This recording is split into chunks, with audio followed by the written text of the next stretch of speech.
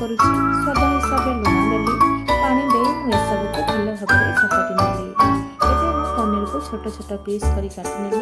Capsicum, ପିଆଜ ସବୁକୁ ଛୋଟ ଛୋଟ କରି କାଟି ନେଲି। ଏବେ ଏଥିରେ ମୁଁ ପନିର ମସଲା, ଚିକେନ ମସଲା, ଲଙ୍କା ଗୁଣ୍ଡ ଆଉ ଲୁଣ ଦେଇ ଭଲ ଭାବରେ ମିକ୍ସ କରି ନେଉଛି।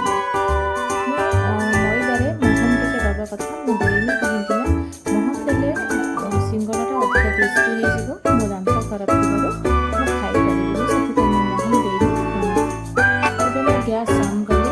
ପ୍ୟାନ୍ ଗରମ ହେବା ପରେ ମୁଁ ସେଥିରେ କିଛି ତେଲ ଆଡ଼୍ କଲି। ଅଳ୍ପ କ୍ୱାଣ୍ଟିଟିର ତେଲ ନେଲି। ମୁଁ କାଟିକି ରଖିଥିବା ପନିରକୁ ମୁଁ ବର୍ତ୍ତମାନ ଟିକେ ଫ୍ରାଏ କରି ନେଉଛି। ମୁଁ ଆଉ ଥରେ କହି ରଖୁଛି, ମୁଁ ମହମ ଦେଇନି ମଇଦାରେ, ଆପଣମାନେ ମହମ ନିହାତି ଦେବେ, ଟିକେ କ୍ରିସ୍ପି ହେବ। ମୋ ଦାନ୍ତ ଖରାପ ଥିବାରୁ କ୍ରିସ୍ପି ହେଲେ ମୁଁ ଖାଇପାରିବିନି, ସେଥିପାଇଁ ମୁଁ ମହମ ଦେଇନି।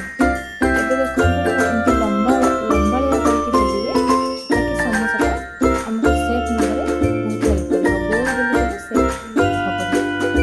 ତ ଦେଖନ୍ତୁ ମୁଁ କେମିତି ବନାଉଛି। ଏଇ ସେପ୍ରେ ମୁଁ ସବୁତକ ସିଙ୍ଗଡ଼ାକୁ ବନେଇ ନେଉଛି।